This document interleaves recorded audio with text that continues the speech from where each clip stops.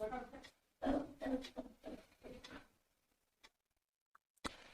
Friends, आप लोग का स्वागत है मेरे आज के इस वीडियो सेशन में। तो फ्रेंड्स, आज हम लोग क्वेश्चन नंबर 39 करेंगे। कितना करेंगे? 39 क्वेश्चन सॉल्व करेंगे। तो आइए क्वेश्चन पढ़कर इसको समझते हैं। तो बोल रहा है टू कैपेसिटर्स ऑफ कैपेसिटेंस। दो कैपेसिटर है हमारे पास और दोनों कैपेसिटर का आपको कैपेसिटेंस दिया हुआ है 0.3 माइक्रोफैराड और 0.6 माइक्रोफैराड, ठीक है, रिस्पेक्टिवली आर कनेक्टेड। और दोनों कैपेसिटर को जो है, दोनों कैपेसिटर्स को कनेक्ट कर दिया गया किसमें? सीरीज में, जिसका कैपेसिटेंस का वैल्यू आपको दिया हुआ है और दोनों कैपेसिटर को हम सीरीज में कनेक्ट भी कर रहे हैं। The combination is convert connected across A potential difference of 6 volt. और बोल रहा है क्या, यही कॉम्बिनेशन को फिर क्या कर रहे हैं, दोनों जो हम कैपेसिटर को सीरीज में कनेक्ट कर रहे हैं उसको आप एक सप्लाई वोल्टेज से भी कनेक्ट कर दे रहे हैं, 6 वोल्ट सप्लाई वोल्टेज, ठीक है। The ratio of energy stored by the capacitors will be. तो आपको बताना है कि एनर्जी कितना स्टोर किया है दोनों कैपेसिटर, इसका रेशियो बताना है। तो देखिए क्या है, कुछ इस तरह से फिगर देखिए।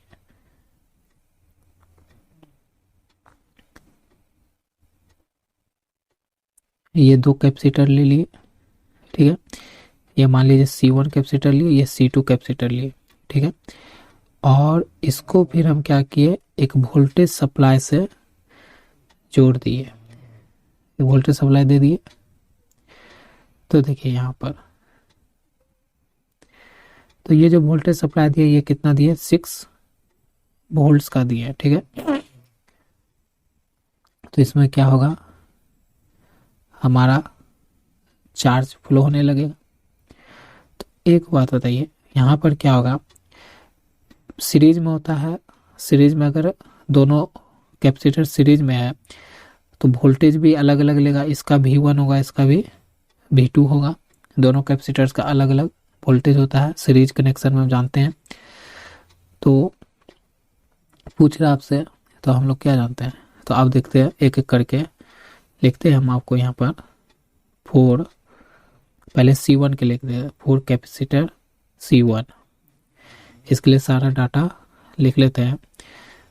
तो हम लोग जानते हैं कि Q इज डायरेक्टली प्रोपोर्शनल भी होता है, और जब डायरेक्टली प्रोपोर्शनल का सिंबल होता है तो आता है CV, ठीक है। हमको यहाँ पर काम है वोल्टेज का, तो क्योंकि वोल्टेज V1 है अलग, तो हम इसको बदल सकते हैं किसमें, Q1 into C1 into V1, जिसमें से V1 निकल जाएगा तो क्या बचेगा, Q1 बाय C1 बचा। ये मेरा एक डाटा निकल गया, ठीक है। तो अब इसके पैरेलल में हम दिखाते हैं, लेकिन हमको कि ये सवाल किसका है, एनर्जी स्टोर का। तो एनर्जी स्टोर निकालते हैं फॉर कैपेसिटर C1, ठीक है। फॉर कैपेसिटर हम क्या निकालते हैं, एनर्जी C1 के लिए। तो क्या होगा, वी नो डैट, जैसे C1 के लिए हम V1 निकाल लिए, उसी तरह इसके लिए एनर्जी का फॉर्मूला क्या हुआ, E1 equal to half CV square होता है। तो यहाँ पर C1 और V1 हो जाएगा, तो E1 equal to half C1, ये C1 तो वहीं रहेगा, गुना में V1 के लिए मान हम पुट कर सकते हैं इतना, तो क्या हो जाएगा Q1 बाय C1 और पूरे का होल स्क्वायर, ठीक है। तो फिर हो जाएगा E1 बराबर हाफ C1 गुना में Q1 का स्क्वायर बाय C1 का स्क्वायर। यहाँ से C1 और एक C1 खत्म हो जाएगा, तो E1 बराबर क्या बचेगा, हाफ Q1 का स्क्वायर और नीचे बचेगा C1, इतना ही बचेगा। इसको हम इक्वेशन क्या करते हैं, 1 मान लेते हैं, क्योंकि हमको एनर्जी स्टोर पूछा जा रहा है, तो इसको रख लेते हैं, ठीक है। ये हो गया कैपेसिटर पहला के लिए। अब कैपेसिटर हम क्या करते हैं, दूसरा के लिए ये बात करते हैं, 4 कैपेसिटर C2 C2 के लिए बात करते हैं तो C2 के लिए भी हमारा Q डायरेक्टली प्रोपोर्शनल होता है V के, तो जब प्रोपोर्शनल होता है तो आता है CV। अगर Q2 के लिए बात किया जाए तो नहीं, C2 के लिए तो Q2 C2 V2 हो जाएगा। सारा हम बात कर रहे हैं कैपेसिटर 2 के लिए, तो इससे V2 का मान क्या निकल जाएगा, Q2 बाय C2 निकल जाएगा। हमारे पास V2 आ गया है कैपेसिटर फॉर कैपेसिटर C2 के लिए। इसी के लिए हम एनर्जी भी देखना चाहते हैं, तो एनर्जी क्या होगा, वी नो डैट। इसी के लिए हम एनर्जी लिखना चाहते हैं, तो E2 बराबर हाफ C2 V2 का स्क्वायर हो जाएगा। तो E2 बराबर हाफ C2 गुना में, और V2 के लिए क्या कर सकते हैं, यहाँ से मान ले सकते हैं इतना, तो यहाँ पर रिप्लेस कर देंगे और इसका होल स्क्वायर हो गया। तो हमारा E2 बराबर क्या हो जाएगा, हाफ, अब देखो C2 गुना में Q2 का स्क्वायर और C2 का स्क्वायर, यहाँ से एक C2 एक यहाँ C2 से खत्म, तो हमारा E2 बराबर क्या बचेगा हाफ Q2 का स्क्वायर बाय C2 बचेगा, ये बचेगा, मैं C2 अच्छा से लिखता हूँ, ये आपको बचेगा C2। ये इक्वेशन 2 मान लो, हो गया। दोनों का हम एनर्जी स्टोर निकाल लिए हैं, ठीक है। अब क्या करते हैं, रेशियो बोल रहा है, रेशियो पूछ रहा है अकॉर्डिंग टू द क्वेश्चन, अगर चलते हैं तो रेशियो बोल रहा है निकालने एनर्जी का, तो इसको क्या करते हैं हम, इक्वेशन 1 को इक्वेशन 2 से डिवाइड दे देते हैं, तो वी गेट, हमको क्या मिलेगा, तो देखो, तो लिखोगे E1 बाय E2 बराबर, ये क्या आया था आपका, ये आपका आया था Q1 का स्क्वायर 2C1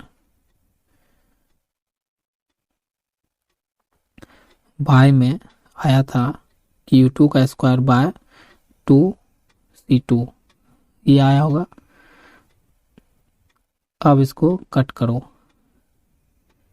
2 से 2 खत्म हो जाएगा,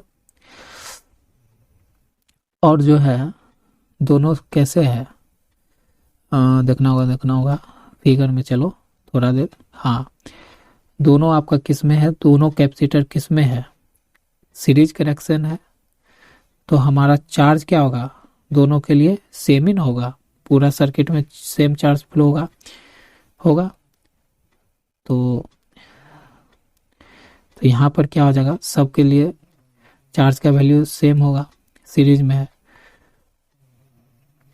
तो हमारा यहाँ पर से चार्ज का वैल्यू क्या हो जाएगा,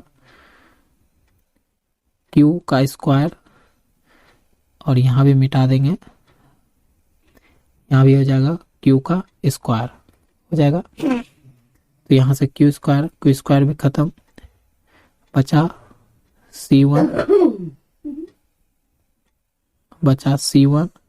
बाय 1 बाय C2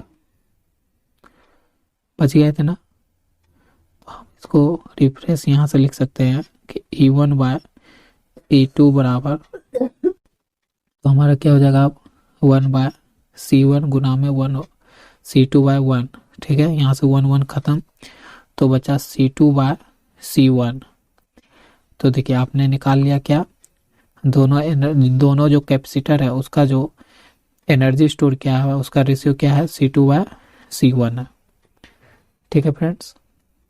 अच्छा, मान भी दिया हुआ है, क्या मान पुट कर दे, मान दिया हुआ लग रहा है, क्वेश्चन में देखना पड़ेगा, मान दिया हुआ, हाँ देखो यहाँ पर मान दिया हुआ, ये दिया हुआ C1 के लिए, और ये मान दिया हुआ आपको C2 के लिए, ठीक है, तो यहाँ पुट कर दो, और क्या,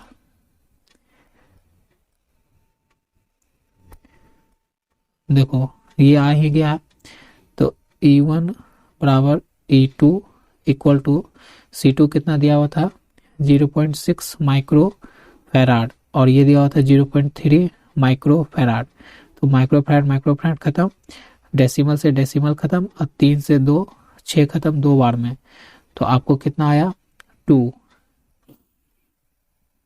तो E1 बाय E2 का रेशियो क्या आ गया है 2 आ गया है।